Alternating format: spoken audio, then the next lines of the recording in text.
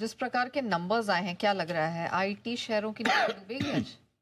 देखिए, पहली बात तो ये कि आईटी शेयर जिन्होंने नतीजों की सीजन की शुरुआत की, कल टीसीएस और टाटा एलेक्सी दोनों के नंबर्स हैं ढीले, इसमें कोई डाउट ही नहीं। और ये रिजल्ट पूरे आईटी सेक्टर के लिए चिंता की बात है, मार्केट के लिए भी चिंता की बात है। और वो आप देख भी रहे हैं, कल विप्रो का और इन्फोसिस का एडीआर 4 से 5% लुढ़का है। टीसीएस के नतीजे, रेवेन्यू डी ग्रोथ आनी थी, आई है, डॉलर टर्म्स में भी, रुपये टर्म्स में भी अनुमान ही था। मुनाफा अनुमान से कमी आया है। दिक्कत क्या है टीसीएस के रिजल्ट्स में? टीसीएस के रिजल्ट कैसे भी आए, लेकिन जब मैनेजमेंट की कमेंट्री जो होती थी ना, वो काफ़ी कॉन्फिडेंट दिखती थी। इस बार कहीं न कहीं मैनेजमेंट की कमेंट्री थोड़ी कम कॉन्फिडेंट नज़र आ रही है। ये चिंता की बात है। और ऐसे में दिक्कत यहीं से ज़्यादा है कि अगर आप अच्छी कमेंट्री दे दें तो शायद बाजार बच जाए। अब प्रॉब्लम क्या है? ऐसा नहीं कि ये कमज़ोर नतीजों का हमें अंदाज़ा नहीं था, पहले से था, सबको पता था कि आईटी के नतीजे कमज़ोर आएंगे। और कल भी जब हम बात कर रहे थे, आपको याद हो तो कल मैंने आईटी सेक्टर पर आई भी दी थी कि नंबर्स कमज़ोर रहेंगे, लेकिन आपको देखनी है दूसरी तिमाही, ठीक है। और उस लिहाज से जो स्टॉक ऑलरेडी कमज़ोर हो चुका है, हो सकता है आज 1-2-3% और गिरे, 1 से 3% के आसपास की टीसीएस में कमज़ोरी हो सकती है मेरे अनुमान से। लेकिन बड़ी चीज़ क्या है नया कि हो सकता है इससे ज़्यादा बहुत बड़ा फॉल ना आए, 2 रीजन से। एक, थोड़ा पहले से गिरा हुआ है, दूसरा पूरे साल का गाइडेंस अभी तक उन्होंने खराब नहीं किया है।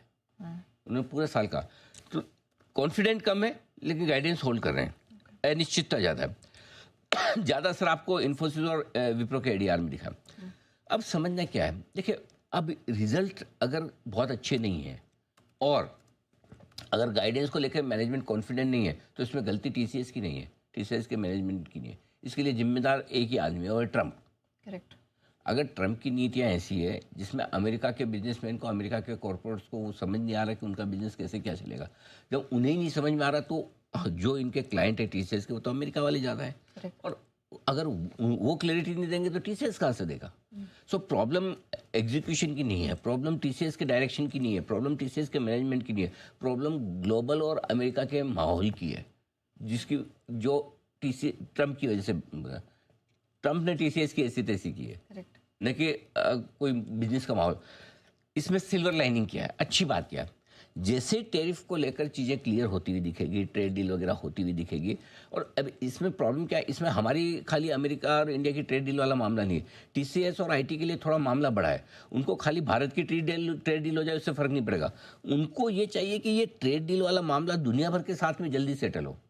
अब फॉर एग्जाम्पल आज कनाडा पे 50% लगा दी उन्होंने 1 अगस्त से, ठीक है। 35 लगी, 35 बच गए 15% से, ठीक है। कुल मिला के बात ये है कि अब सपोज कोई कंपनी कनाडा के साथ कारोबार कर रही है, इंपोर्ट या एक्सपोर्ट कर रही है, जो भी है, अब क्या करेंगे वो? और इस बात की भी गारंटी नहीं कि वो 35 को किस दिन 15 कर देंगे या 0 कर देंगे, राइट। सो मेरा पॉइंट ये कि जब तक ये ट्रेड डील को लेके कंप्लीट क्लैरिटी नहीं आती अमेरिका को, हमें नहीं, अमेरिका को, तब तक इन कंपनियों के लिए रिकवरी के आसार धीमे धीमे कम हो रहे हैं। ये बड़ी समस्या है। सो मेरा ये मानना है टीसीएस 1 से 3% घट सकता है। दूसरा एक और है टाटा एलेक्सी।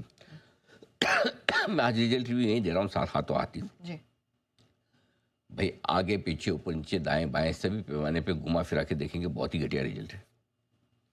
मतलब अगर खाली माफ कीजिएगा, टाटा एलेक्सी में आप बाकी सब चीज़ें छोड़ दो, खाली प्राइस मूवमेंट के, खाली रिजल्ट के इम्पैक्ट के हिसाब से देखो तो स्टॉक काफ़ी घटना चाहिए। मतलब अगर 5 से 10% स्टॉक घट जाए तो कोई बहुत बड़ी बात नहीं है। बड़ी गैप डाउन ओपनिंग होनी चाहिए, वो 5% तो मिनिमम होगी, उससे ज़्यादा भी हो जाए तो बड़ी बात नहीं है। अब इस स्टॉक में लेकिन प्रॉब्लम है कि 1 महीने में 8%, 8.5% घटा हुआ है, ठीक है। 3 महीने में जरूर 30% बढ़ा हुआ है। सो अब इसलिए जगह तो नीचे बन जाती है टाटा एलेक्सी में गिरने की, लेकिन प्रॉब्लम दूसरी है, नीचे खुलने के बाद और कितना गिरेगा ये कहना मुश्किल है। सो आपको क्या करना है, जहाँ खुले खुलने दीजिए। मैंने कल भी कहा था, रिजल्ट आने के पहले भी और आज रिजल्ट आने के बाद भी एक ही बात को दोहरा रहा हूँ कि 3 चीज़ों को देखना है, मैनेजमेंट कमेंट्री, ठीक है, ट्रेड डील को लेकर क्लैरिटी, और दूसरी तिमाही में क्या सुधार के संकेत हैं क्या। ये 3 चीज़ें देखिए, रिजल्ट को छोड़ दीजिए, रिजल्ट तो जो आगे आ गया, जो बीती ताई बिसार दे, जो हो गया उसको भूल जाओ। ये तीन चीज़ें देखनी, कल भी ये बोला और आज भी। और अगर आज फिर टाटा एल्क्सी में देखेंगे तो इस तिमाही से मार्जिन बॉटम आउट होने के संकेत आ रहे हैं, और वो मार्जिन ठीक हो सकता है निचले से थोड़ा स्टॉक रिकवर कर जाए, क्योंकि मार्जिन की रिकवरी के आसार, तो निचले लेवल पे शॉर्ट नहीं करना है, हो सकता है थोड़ी रिकवरी आए। मैं फिर बता रहा हूँ आपको कि TCS हो चाहे टाटा एल्क्सी हो, आपके लिए ट्रेड करना बहुत मुश्किल है, और आप लॉन्ग करें या शॉर्ट करें, दोनों तरफ पैसे तोड़ने के पूरे आसार हैं, और स्पेशली एक्सट्रीम मूवमेंट हो जाए। अब 5% समझो टाटा एल्क्सी नीचे खुला, क्या 3-4-5% और नहीं घट सकता?